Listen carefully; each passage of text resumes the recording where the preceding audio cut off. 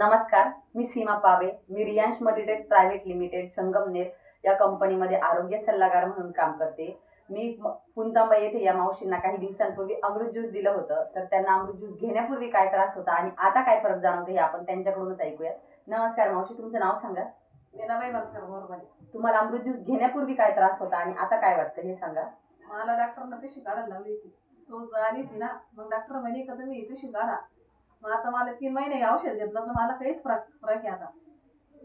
मग मला काहीच आता चमकत नाही, काहीच त्रास होत नाही.